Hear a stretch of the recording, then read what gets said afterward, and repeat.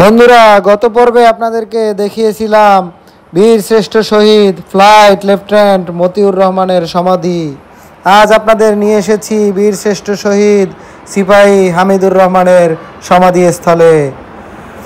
প্রিয় বন্ধুরা, বীর শ্রেষ্ঠ হামিদুর রহমানের জন্ম 2 ফেব্রুয়ারি 1953 সালে। তিনি ঝিনাইদহ জেলা শহরের অদূরে কালীগঞ্জের খদ্দলখালিশপুর গ্রামে জন্মগ্রহণ করেন। পিতা আক্কাস আলী মণ্ডল, তিনি ভূমিহীন একজন কৃষক ছিলেন। মা কায়েদুন্নেসা ছিলেন গৃহিণী। 1970 সালে মুজাহিদ বাহিনীতে যোগদান করেন তিনি। কর্মস্থলের আশেপাশে প্রশিক্ষণরত বেঙ্গল রেজিমেন্টের সেনা সদস্যের চৌকসতা ও সুশৃঙ্খলতায় মুগ্ধ করে তাকে। 1971 সালের 2 ফেব্রুয়ারি যোগদান করেন পাকিস্তান সেনাবাহিনীতে বীর শ্রেষ্ঠ হামিদুর রহমান।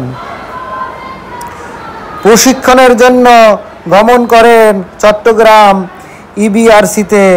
25 মার্চ বর্বর পাকিস্তানি বাহিনীর 20 বেলুচ রেজিমেন্ট সেনারা হামলা চালায় সেখানে। তার চোখের সামনেই হত্যা করে অসহায় 2500 ক্রিউট এবং অন্যান্য বাঙালি সৈনিকদের। বেশিরভাগকে সেখান থেকে পালিয়ে পায়ে হেঁটে গমন করেন নিজ গ্রামে। মায়ের কাছে আকুতি নিয়ে যোগ দেন যশোরের কাছে অবস্থানরত 1 ইস্ট বেঙ্গল রেজিমেন্টের সাথে।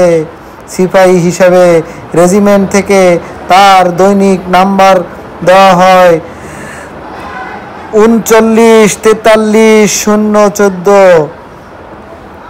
নিযুক্ত হন রান্নার কাজে এই বীর শ্রেষ্ঠ, কিন্তু সম্মুখ যুদ্ধের প্রতি তার অদম্য আগ্রহের কারণে তাকে লেফটেন্যান্ট কায়ুমের রানার হিসাবে যুদ্ধে অংশ নেওয়ার সুযোগ দেওয়া হয়। বীরত্ব প্রদর্শন করেন কোদালকাঠি পাকিস্তানি অবস্থান আক্রমণে।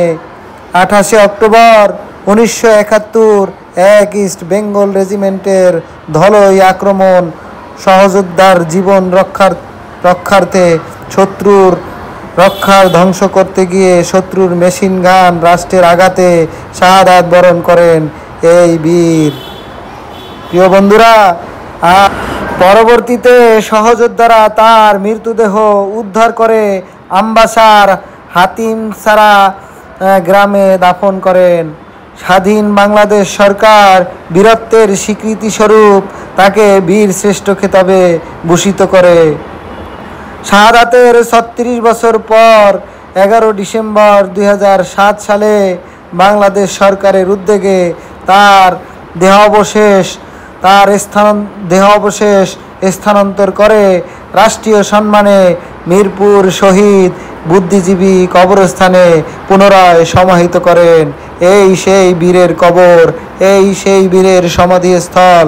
প্রিয় বন্ধুরা, যারা দেশের জন্য যুদ্ধ করতে গিয়ে নিজের জীবন বিলিয়ে দিয়েছে, তাদের জন্য অন্তরের অন্তঃস্থল থেকে অনেক মোবারকবাদ জানাই।